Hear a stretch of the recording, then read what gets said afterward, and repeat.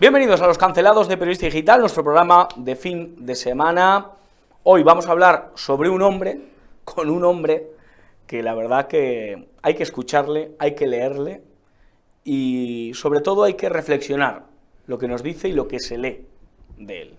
Historiador, escritor, el hombre que más sabe sobre eventos en España como el 23F y ahora, pues junto a otro tótem de la historia, que es Stanley Payne, nos traen un auténtico regalazo sobre un hombre que parecía olvidado, pero que ha habido un señor de 2 metros y que no ha comido a las 5 de la tarde, que está obsesionado con él, que es Franco. Jesús Palacios, ¿qué tal? ¿Cómo está usted? ¿Qué tal? Muy bien, encantado, un placer estar aquí. Menuda joya, Franco, una biografía personal y política. ¿Más política que personal o más personal que política? Es integral. Es la figura de Franco en un estudio lo más desapasionado y objetivo posible. Nos llevó muchísimo tiempo el confeccionar, el hacer este enorme trabajo, que para muchos historiadores, para varios, como Walter Laqueur, por ejemplo, un gran ensayista e historiador norteamericano, bueno, era de origen judío-polaco, pues, en fin, dijo que era la mejor obra, no la mejor obra, dijo el libro definitivo, el libro definitivo. Otros lo han contemplado de otra forma. Bueno, nosotros hemos hecho el trabajo adecuado. Tuvo anteriormente hay que decir, es una nueva edición de la Esfera de los Libros. Ahora podemos explicar la razón por la cual sale esta nueva edición. Y tuvo varias ediciones anteriormente con otra editorial. Una edición en lengua inglesa también, en Estados Unidos, en Reino Unido, países de habla inglesa, y también en chino. Lo cual el libro pues ha tenido y tiene un impacto, y ahora desde luego especialmente pues también mucha circulación y recorrido por las circunstancias especiales. Claro. Está tan controvertido el personaje, quizás sea históricamente, dependiendo a lo mejor cómo te pillas en tu familia, en qué bando estuviese, se puede estudiar de otra manera o de otra, pero este libro no va de eso, ¿no? Va de que tú por tu historia personal tengas que ser antifranquista y entonces el libro no te guste o te vaya a gustar más. Es algo objetivo y es estudiar la figura de Franco tal y como fue. Sí, desde luego no se puede, por querencias de una forma u otra, asignar a la figura de Franco con unos matices o con otros. La figura de Franco hay que estudiarlo, examinarlo. Desde luego fue un personaje, un personaje, no me gusta la expresión, una figura controvertida en diversas ocasiones y momentos, pero no porque él fuera controvertido, sino porque los hechos y circunstancias históricas por los que tuvo que atravesar y vivió le hicieron en ese aspecto controvertido. Pero fue una figura siempre en una misma línea, no actuó nunca de una forma, siempre fue un pragmático y por lo tanto se atuvo a las circunstancias y a los hechos por los que tuvo que atravesar en cada momento y a resolverlos de la mejor forma posible, no para él, porque no buscó nada personalmente para él, sino para la sociedad, para la nación, para el pueblo español. En lo político, hay una película que se sacó hace unos años, Mientras dure la guerra, que básicamente su tesis central era que, bueno, Unamuno veía que esto de la república se había convertido en un sin Dios, nunca mejor dicho, y que hacía falta algo de orden, y que mientras durara la guerra, a Franco se le entregaba unos poderes para poner orden. Pero ¿dónde radica la legitimidad de Franco 40 años? ¿Dónde radica el hecho de que pueda sustentarse como jefe del Estado, como jefe del ejército, y que muriera en una cama de la paz? Franco nunca tuvo apetencias políticas, nunca tuvo ambiciones políticas. Siempre fue un militar con un sentido de la disciplina, era metodista en todos los aspectos y ordenancista, sometido a las ordenanzas militares y a la rigidez de su propio estatus militar. Y se atuvo siempre a todo ello, siempre respetó cada momento político, respetó la legalidad o legitimidad que había en cada instante político en España. Fuese con la monarquía de Alfonso XIII, naturalmente es una persona monárquica, con convicciones monárquicas. No le gustó la forma como se implantó la Segunda República, pero la aceptó, y por lo tanto en esto se atuvo también a toda la legalidad republicana. Y siempre aceptó esa legalidad hasta el último momento, en que quien rompe, destruye la República, quien acaba con los pocos principios democráticos y de libertad que había en la República, es el Frente Popular. A partir de las elecciones, que son unas elecciones en fraude y con violencia del 16 de febrero del 36 y la primavera absolutamente revolucionaria del 36 hasta julio del 36, Franco está intentando que se ponga orden en el absoluto desorden, desenfreno de la Segunda República. Hasta el mes de junio lo intenta con el ministro de la Guerra y presidente del Consejo de Ministros, Casares Quiroga, donde le escribe una carta que es de absoluta conciliación para intentar buscar un orden dentro de lo que se estaba generando ya en un proceso revolucionario abierto por parte del Partido Socialista.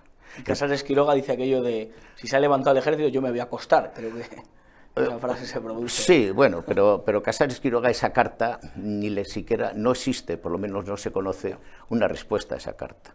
Es decir, Franco se revela, después del asesinato, del crimen de Estado de Calvo Sotelo, el del 12 al 13 de julio del 36, porque llega a la convicción plena de que es más peligroso no rebelarse que rebelarse.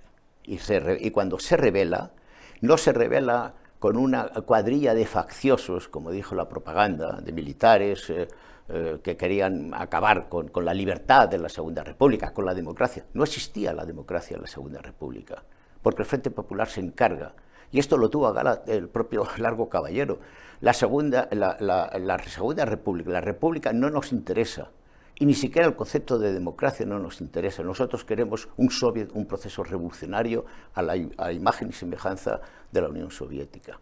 Por lo tanto, a lo que se levanta con un proceso revolucionario instado desde el Partido Socialista, al que el propio Stalin le pidió mesura y contención a Largo Caballero, el Partido Comunista entonces muy minoritario, pero era mucho más bregado en los procesos revolucionarios, y sin embargo Largo Caballero no le hizo caso en este sentido.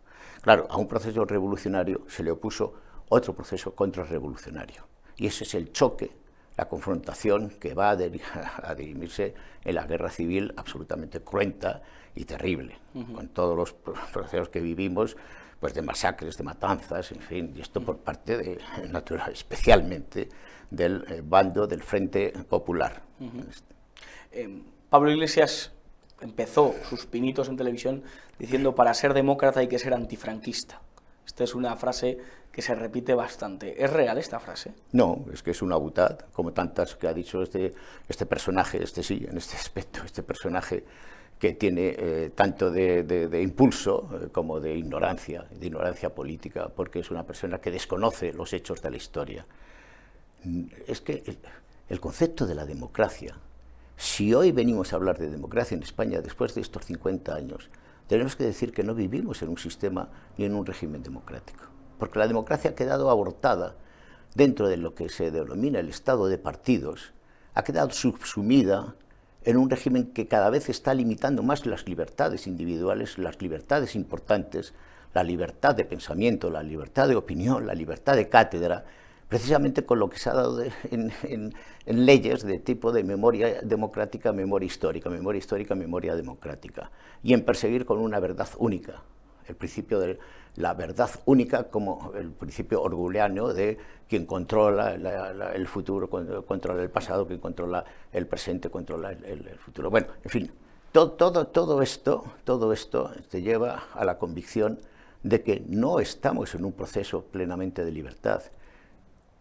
Podemos pensar, naturalmente, nos movemos, sí, pero cada vez está más constreñida la libertad, porque cuando no es con un asunto, ya sea de cambio climático, ya sea de COVID vacunas, ya sea de Agenda 2030, del globalismo, estás viendo que cada vez te están remitiendo, están constriñéndote más en las libertades. Incluso sacar dinero en efectivo se va a convertir en una quimera.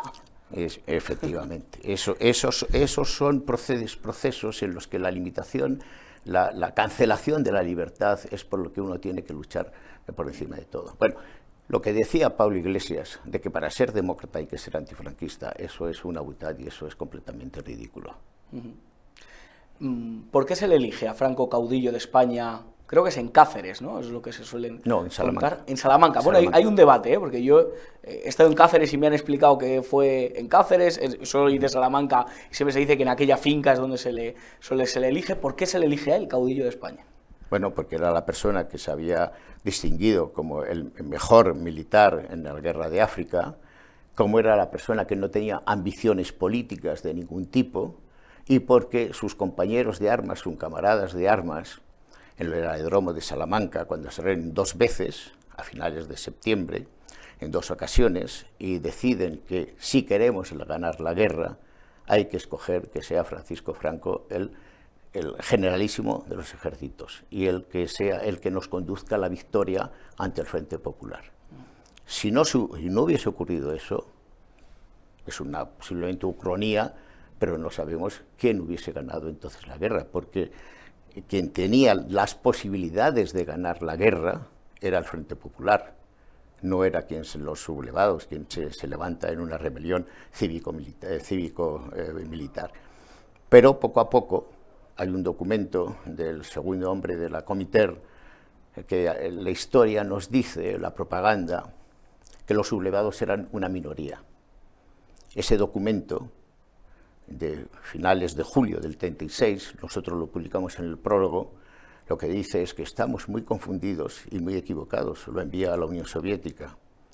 Los que se han sublevado tienen una superioridad moral y son muy numerosos y por lo tanto esta sublevación, esta rebelión es muy preocupante. Es decir, desde el momento en que se rebelan, el 17, 18 de julio, las fuerzas políticas, militares y civiles que se ponen en el campo de batalla, la posibilidad, la guerra civil, desde luego, frente a lo que decía Brindalecio Prieto, pecho de acero, tenemos la mayoría, tenemos el Banco de España, tenemos la industria, tenemos todo absolutamente, nosotros somos los vencedores. Se demostró que absolutamente en absoluto, porque lo que había era también una enorme anarquía dentro de lo que era el Frente Popular. La idea de que sin Hitler y sin Mussolini no hubiese sido posible la victoria, y también se lanza, y es uno de los mantras o de ideas del imaginario colectivo, cada vez menor, pero se dice que sin Alemania, la Alemania nazi y la Italia fascista no se hubiese ganado la guerra, el bando sublevado no hubiera ganado. ¿Eso es cierto? El apoyo que tuvo el bando nacional, el bando de Franco, en cuanto a tropas, el cuerpo de voluntarios italiano, unas 45.000 tropas en España, y la Legión Cóndor por parte de la Alemania Nacional Socialista, fue importante, sobre todo, sin duda alguna, la Legión Cóndor. Pero no son los apoyos económicos, naturalmente, los apoyos económicos en muchos aspectos que después se pagaron religiosamente. En Alemania se terminaron de pagar en el 60. No se hizo como la República al regalar el oro para traer las armas a Stalin, y que dijo Stalin aquello de que este oro lo devolveré a los españoles cuando vea mis propias orejas, ¿no? En fin. Entonces, es una ucronía posiblemente decir, sin el apoyo internacional de los fascismos se hubiese ganado la guerra civil. Tal y como se contemplaba en esos momentos el escenario, no lo podemos examinar como el tiempo presente, sino en unos procesos revolucionarios en donde el totalitarismo, por un lado, el proceso revolucionario de la Unión Soviética, estaba anegando por todas las naciones y estaba imponiéndose en procesos revolucionarios. Estuvo a punto de triunfar en Alemania al final de la Primera Guerra Mundial y no lo consiguió por los cuerpos voluntarios del ejército alemán que impidieron ese proceso revolucionario también. Por lo tanto, si hubiese ganado la guerra o no se hubiese ganado la guerra, yo estoy convencido de que sí. ¿Por qué? Porque había un orden, una disciplina, había una jerarquía de mando y había, en ese caso sí, una superioridad en cuanto a la táctica y la estrategia.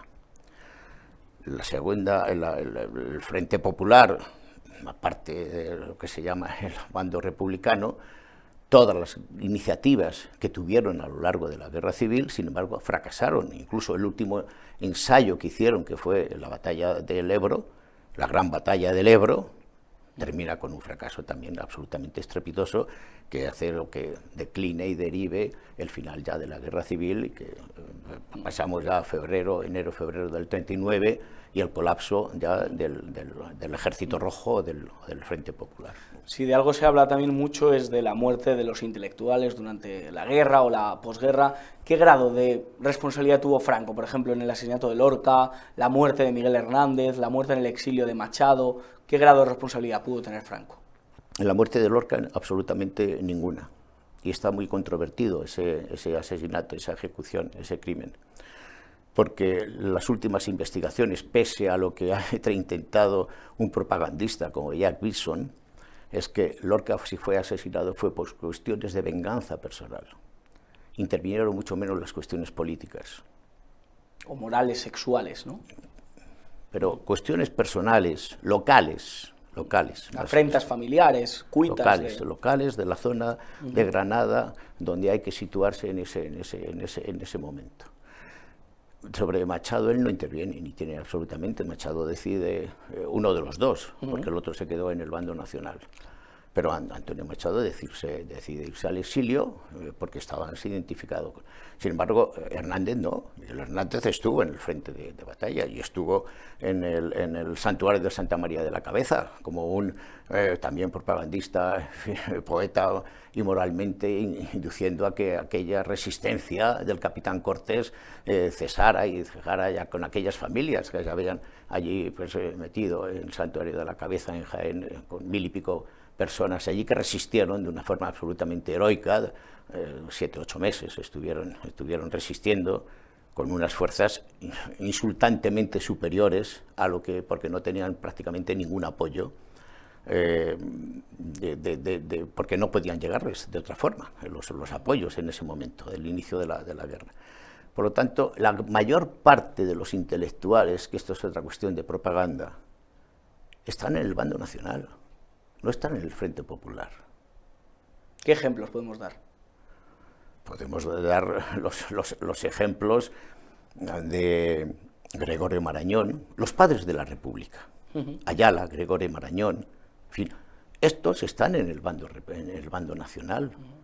Y los intelectuales que se van a desarrollar después están en el bando nacional. La propaganda dice que hay otros intelectuales, sí, claro, naturalmente que los hay, sí, pero como en todo, cuando se polariza la situación política y la sociedad entra en una confrontación de polarización, esto se divide y entonces hay un choque en ese aspecto, en las ideas y en la confrontación. Pero yo escribí un libro, La España totalitaria, en donde se refleja perfectamente cuál era el papel de los intelectuales durante la guerra civil, y la mayor parte de los intelectuales están posicionados y situados en el bando nacional. Y lo que Gregorio Marañón es absolutamente extraordinario, las cartas que escribe estaba en el exilio, sí, desde claro, París, efectivamente. pero poniendo desde luego, en fin, si Franco no gana la guerra, todos terminamos absolutamente muertos, fusilados, asesinados, y España va a perderse en un nuevo régimen de tipo soviético, en fin, y Ayala, y en fin, bueno. El propio Unamuno, que murió en la cama el 31 de diciembre del 36. Unamuno tenía, con esa condición de pensador siempre tan independiente en todos los aspectos, fue cesado por el Frente Popular, por el gobierno de la República, y se enfrenta directamente. Ese es el caos. Pero también es crítico con el inicio de la guerra civil, con lo que está ocurriendo en el frente de batalla. Él recibía unas informaciones de un amigo que le escribía, Quintín, que le escribía todo lo que estaba ocurriendo, y eso también le alarmaba lo que estaba pasando en el frente de batalla. Y lo que ocurre el 12 de octubre, el Día de la Raza, en Salamanca, el Paraninfo de la universidad, eso después se han creado unas leyendas absolutas en donde de una proclama de propaganda, en donde se va contando por parte, porque la propaganda es el instrumento magnífico siempre en todos los conflictos y sobre todo en todas las guerras. alguien que no está presente allí recibe una información, que estaba además fuera de España, estaba en Londres, había sido profesor en la Universidad de Salamanca, una información absolutamente tergiversada de lo que había ocurrido en el Paraninfo. Y entonces escribe una novela, un relato novelado, que se publica. Pero una ficción con una especie de verdad. Bueno. Y lo que ocurre es que un joven historiador hispanista en ese momento, que era Hugh Thomas, con 30 años, recoge eso y lo asume como si fuese una verdad absoluta y lo publica en su libro de la Guerra Civil Española.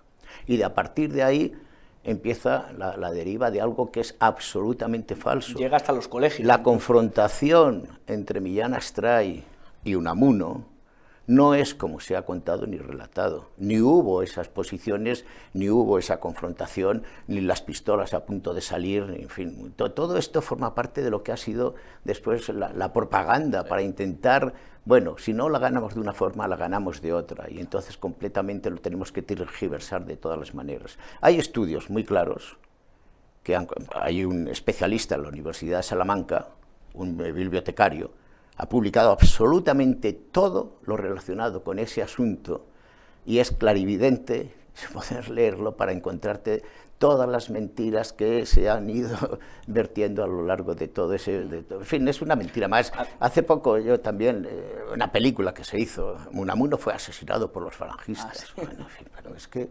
Bueno, cualquier cosa, claro, es que vale todo, ¿no? Pero si lo que Unamuno tuvo, con todas las críticas que hacía, porque era una persona independiente en todo, absolutamente, pero si quien tuvo la protección fue de la gente de Falange, ya fuese de Bedoya, ya fuese, en fin... Además de aquel acto del Paraninfo, si no recuerdo mal, es doña Carmen la que se lo lleva, ¿no?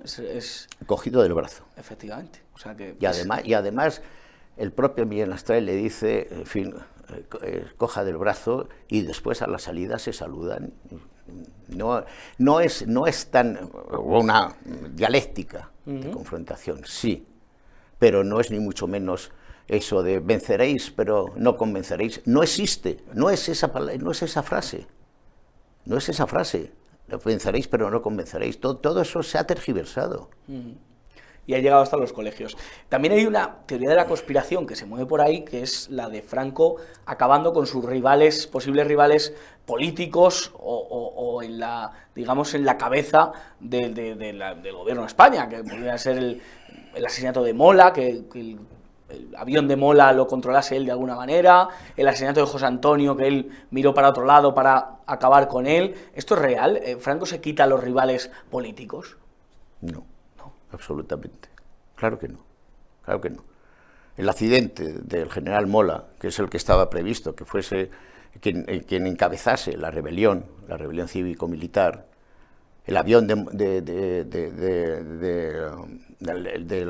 general Sanjurjo, del general Sanjurjo, capota por el exceso de peso que tenía al despegar del aeropuerto y además porque en Portugal le llevan a una pista de despegue por las protestas que hacen desde el Frente Popular, le llevan a una pista de despegue más corta que de la que tenía que haber despegado.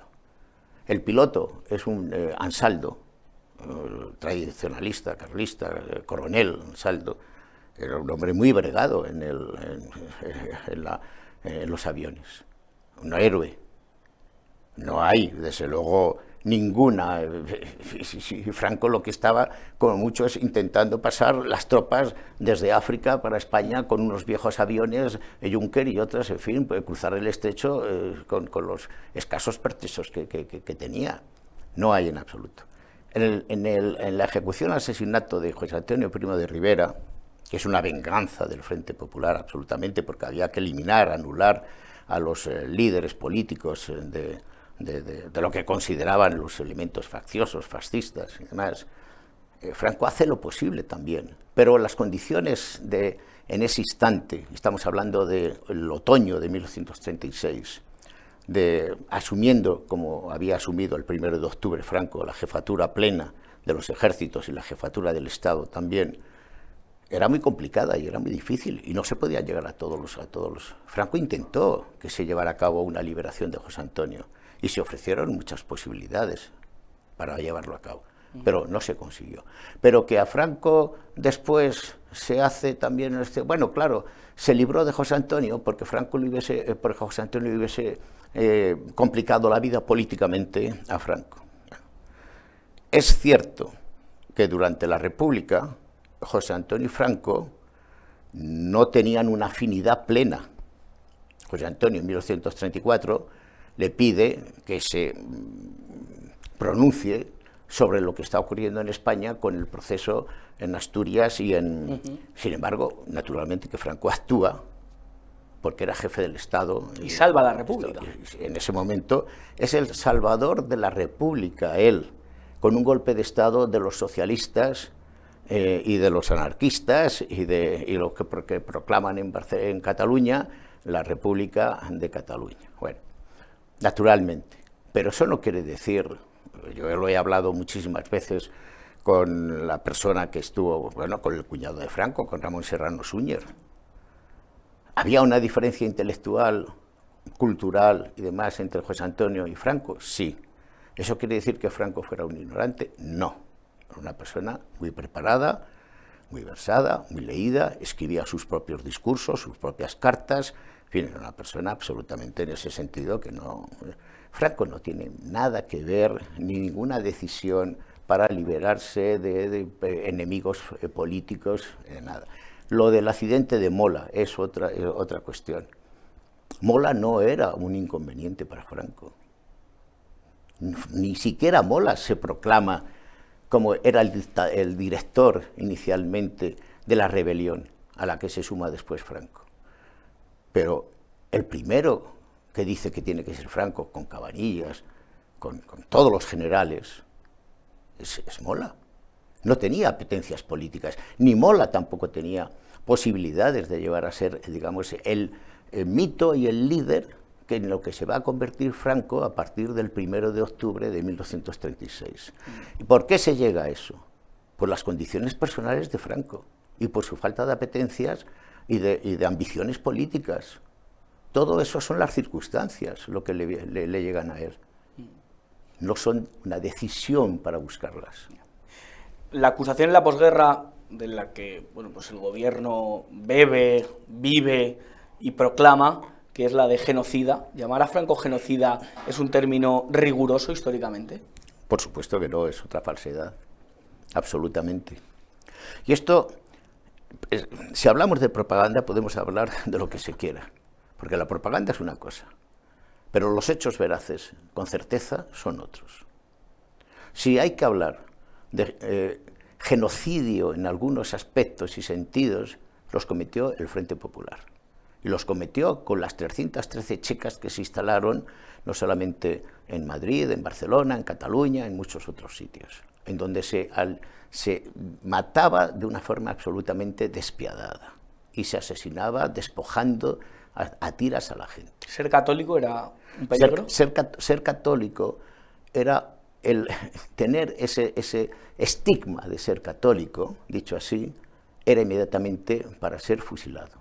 Hay 7.000 y pico religiosos católicos, 13 obispos, porque es una guerra al final que se convierte también en la defensa de la religión y del catolicismo español. Eso es una cuestión principal. Utilizar el término de genocida es muy...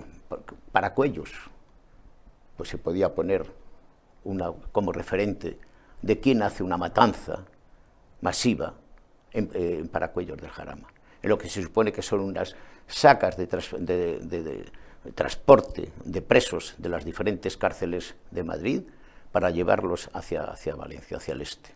Y sin embargo en Paracuellos y en otros sitios los bajan y ya habían cavado las zanjas y otros las hacen además antes de asesinarlos y de matarlos.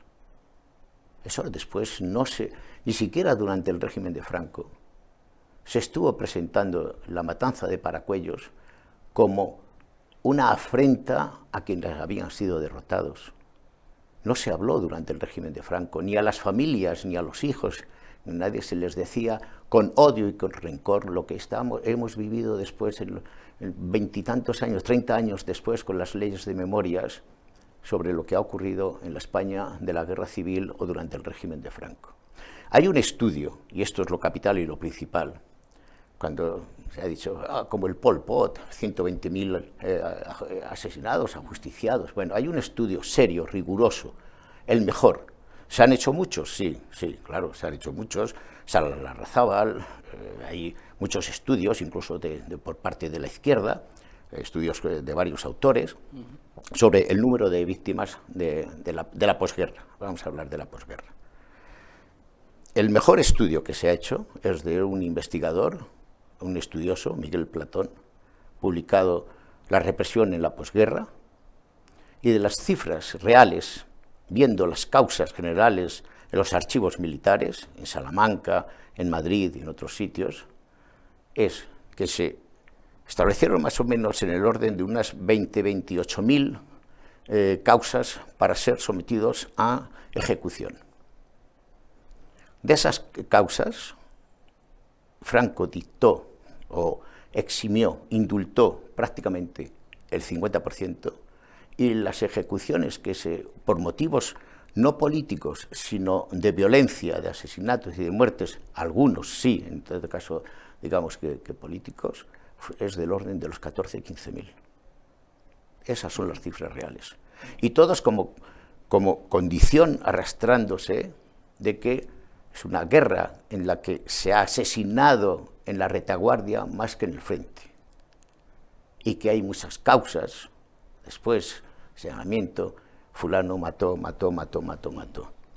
Esos son las personas que después van a ser sometidas mediante un procedimiento jurídico, que después no tuvo ninguna validez este procedimiento jurídico. En fin, no vamos a anular lo que fueron las causas durante la posguerra y el franquismo y todas estas historias, ¿no? Uno puede decir lo que quiera, pero los hechos son los hechos, y esos hechos son absolutamente innegables. Los ajusticiados, ejecutados después desde el año 39, 43, más o menos, es del orden de los 15.000. Tremendo. Estamos hablando de Franco, una biografía personal y política, Stanley Payne, Jesús Palacio, y cerrando un poco el círculo de lo político, ¿a qué se debe ese cambio en los sucesivos gobiernos de Franco, de una primera mitad del franquismo más vinculado a Falange, más vinculado a Girón de Velasco, a Rese, para pasar a los tecnócratas, al Opus Dei, para pasar bueno, pues otro estilo a la hora de gobernar o de hacer política? ¿A qué se debe? Son los condicionamientos de cada época, de cada momento. Franco podía estar muy a gusto, porque la gran avalancha de apoyo social y político que recibe desde el año 36 en adelante procede y se incrusta dentro de las filas de la Falange, porque era el movimiento juvenil más activo, más europeo en ese aspecto y más moderno. Entonces, es una cuestión absolutamente lógica, pero la Falange nunca tuvo una presencia hegemónica en el sistema, en el régimen. Franco conforma, hay un proceso, porque si quería ganar la guerra tenía que unificar los dos movimientos políticos en este aspecto principales, que eran los tradicionalistas carlistas con la Falange, y de ahí el decreto de unificación del año 37, que no gustó prácticamente a ninguno de los dos, pero que lo aceptaron como un hecho. Si queremos ganar la guerra, hay que tener una unidad. Pero el régimen no fue la dictadura de Franco, que es la dictadura de un militar, no de un gobierno militar, no de una dictadura de militares, porque Franco apartó a sus colegas militares del sentido corporativo de que tuviesen actividades políticas dentro del régimen. Pero se conforma con una serie de lo que se llamaban familias, que eran posiciones políticas o ideológicas de distinto signo. Y ahí son 4 principalmente, ¿no? Si durante un tiempo predomina una es por el sentido pragmático de los tiempos que se están viviendo. Si después de la guerra civil la importancia principal estaba por nuestra deuda que teníamos en cuanto al apoyo que habíamos recibido, que había recibido España de Italia y de Alemania, pues había una vinculación naturalmente en ese sentido y en ese aspecto. El momento de tentación de la guerra del oeste a lo largo del año 40-41, que Franco, después de la entrevista con Hitler en Hendaya en octubre del 40, estima que ante lo que Hitler no le llega a conceder de lo que él pretendía, volver a tener un imperio para España, pues entonces que era mejor reservarse en ese aspecto, reservarse. Pero la Falange tiene una parte dentro de la configuración de los gobiernos de Franco. No es hegemónica, nunca fue hegemónica. Es más, se planteó en el año 41 la dimisión de todos los miembros de Falange que había en el gobierno, con una posición de confrontación, de enfrentamiento que había con sectores militares. Y Franco va resolviendo todo eso con mucha prudencia y con ese pragmatismo del que estoy hablando. Si a partir del año, naturalmente después de la posguerra, de la guerra mundial del año 45, Franco se encuentra, Gil Robles había dicho, pero hombre, si después de la derrota de los fascismos de Italia y de Alemania, ¿cómo vamos a pensar, él era partidario de que se designara a don Juan como nuevo rey en España y que entrara naturalmente coronado con la caída de Franco? ¿Cómo vamos a pensar que Franco va a quedarse aisladito, como en una isla, con su Falange? Bueno, lo lógico es que Franco, en el año 45, hubiese quedado descabalgado del poder.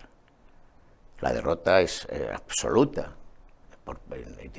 En Italia menos, pero en Alemania absoluta. Y sin embargo no ocurre. ¿Por qué no ocurre? Porque no se quiere tampoco derribar a un sistema político que es el único que ha derrotado al comunismo. E inmediatamente, esto Churchill, en la conferencia de Fulda, cuando habla de que se ha levantado un telón de acero, dice, un telón de hierro, una cortina de hierro, un telón de acero, es cuando se dan cuenta también quienes habían despreciado, entre otros a un masón como era Truman, de que es necesario, pese a no gustarle nada en absoluto, contar con una figura como la del general Franco. Sí, vino a regañadientes en contra del criterio de Churchill. En el año 44 hay unas cartas de cruce a través del embajador, del duque del embajador de Londres entonces, unas cartas entre Franco y Churchill, y lo que hace Churchill es defender frente a Stalin y frente al deseo en la primera conferencia, todavía no había muerto Roosevelt, de que a Franco no se le podía ni se le debía descabalgar, y quien defiende en la primera conferencia de Potsdam ante Truman, que sabía que era partidario de que se le descabalgara porque lo exige Stalin, es Churchill. Y dice que no, en la primera de las conferencias.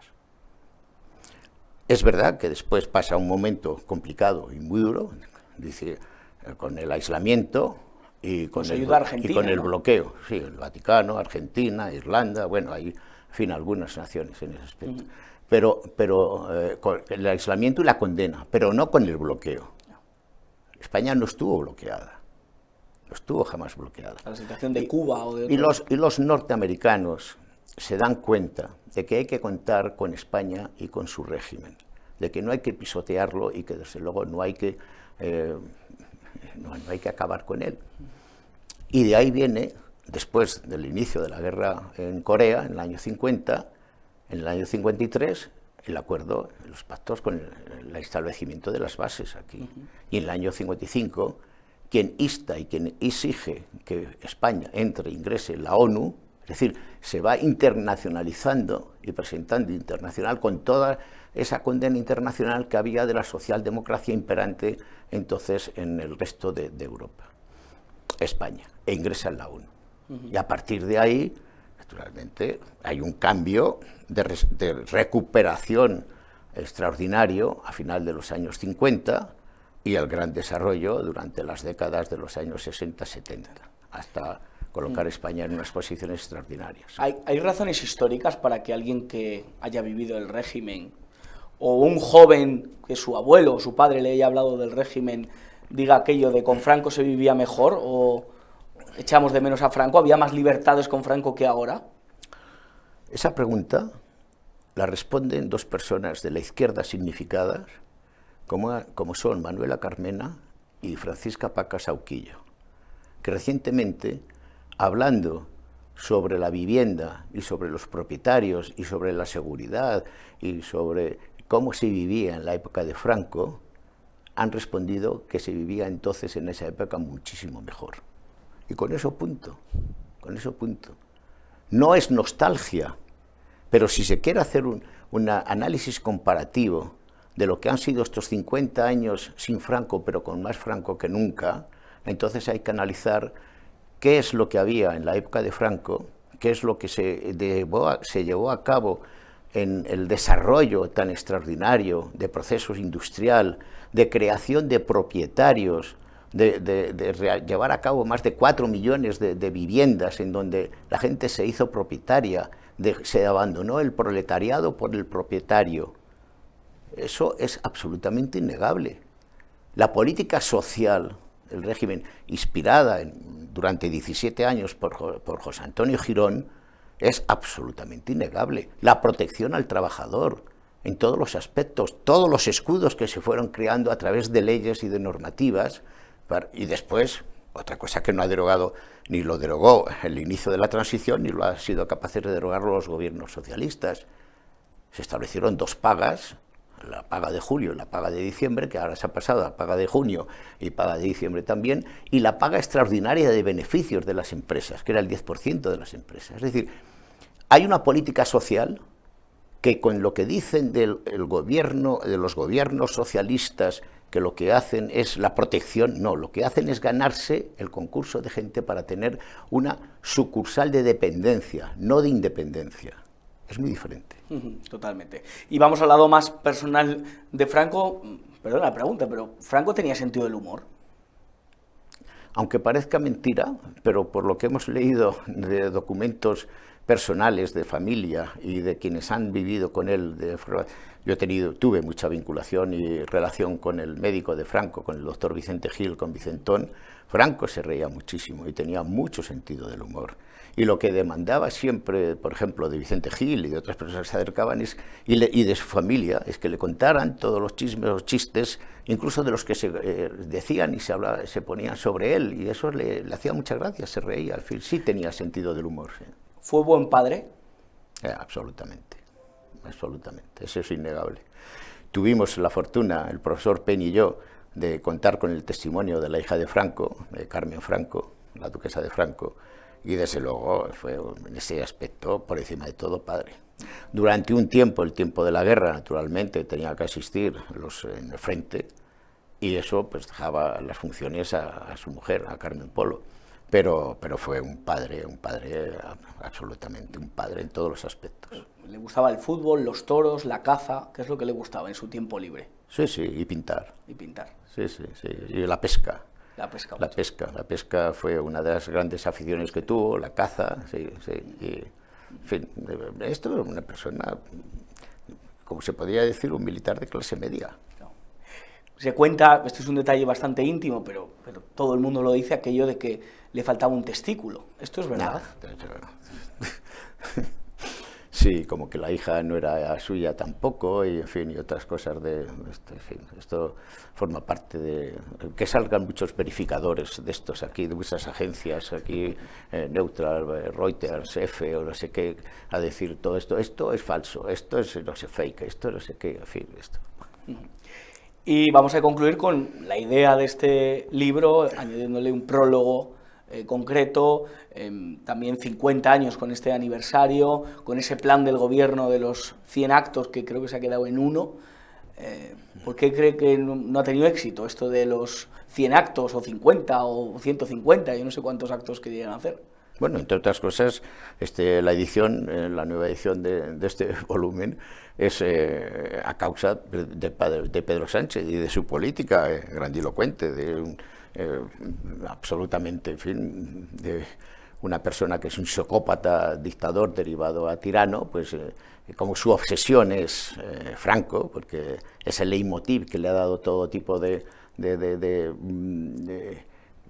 necesitaba Franco para respirar en todos los aspectos. En un momento se presentó en el Valle de los Caídos vestido como si fuese un tipo de enterrador, desde luego ningún investigador, y viendo cadáveres, viendo cráneos, en fin, y pisando posiblemente restos de caídos también por ahí. Es decir, todo lo ha convertido, todo lo pisotea y todo lo machaca. Entonces, todo decir,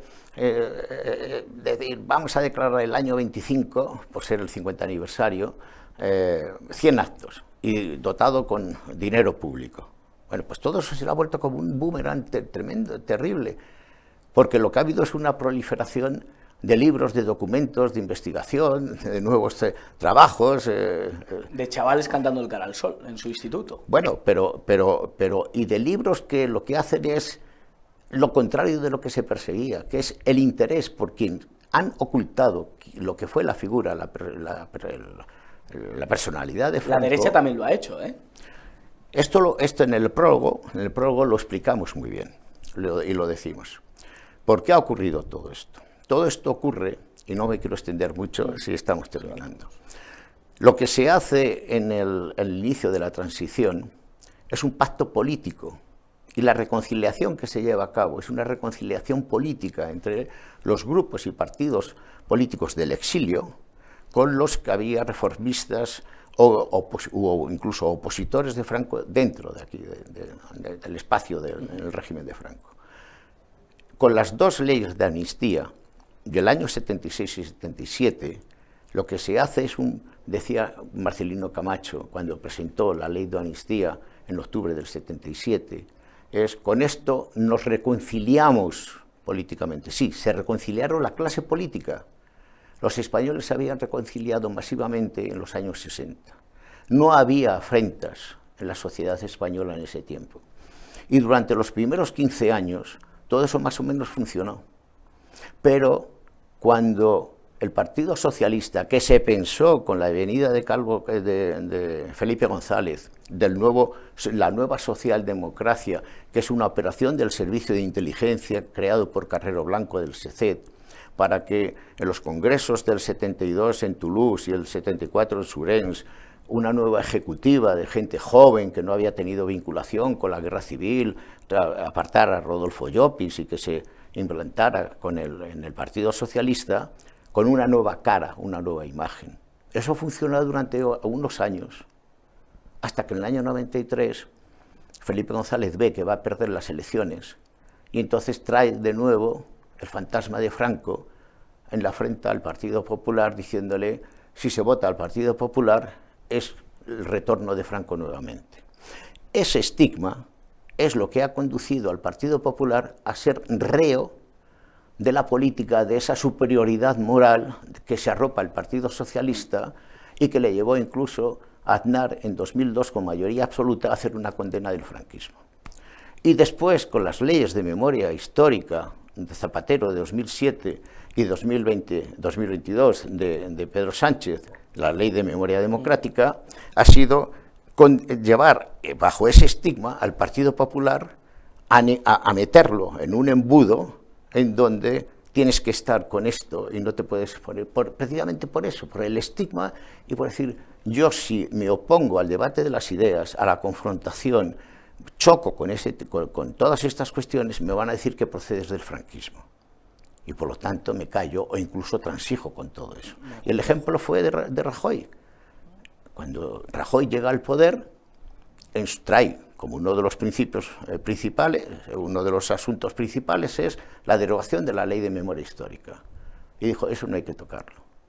Eso no quiero meterme en líos y ni siquiera quiero tocar. Es decir, el Partido Popular es tan corresponsable del Partido Socialista en lo que se ha llevado a cabo en estos años de buscar, a través de la figura de Franco, un motivo de denigración para hacer una política absolutamente sectaria en todos los aspectos, pero que, como digo, todo eso se le ha vuelto en contra. Y lo que está descubriendo nuevas generaciones es buscando a Franco para conocer quién fue, qué fue la figura de Franco y qué es lo que se hizo durante el régimen de Franco. Pues muy interesante. Como última pregunta, además de este libro, también se ha reeditado aquel de Vizcaíno Casas de Y al tercer año resucitó, y se ha reeditado con el subtítulo de Y a los 50 años Franco lo revivió. Si hoy levantara a Franco la cabeza, que también es una expresión que se utiliza mucho, ¿qué podría pensar o qué podría decir de esta nuestra España? que se equivocó designando al príncipe Juan Carlos como sucesor. Eso sin duda alguna. Eso por encima de todo. Durante un tiempo, en el año 63, tuvo el principio de que dudaba mucho, naturalmente, que don Juan, con todas las veleidades de izquierda y liberales que tenía de confrontación y choque, que se había opuesto a su persona y al propio régimen. Y que el hijo, el príncipe Juan Carlos, que no era nada seguro entonces. Y por lo tanto, lo que Franco piensa es, él había declarado España como reino en la ley del año 47, sin embargo piensa que no va a dar resultado esto. Y durante el año 63, todo el año 63, establece el principio, que en esto le animaba el vicepresidente Muñoz Grandes, le animaba a decir, España se va a constituir en un sistema presidencialista en procesos de regencia renovables cada 10 años, hasta que podamos encontrar una figura. Franco quería que volviera, retornara, pero no una restauración, sino una instauración de la monarquía, de la corona.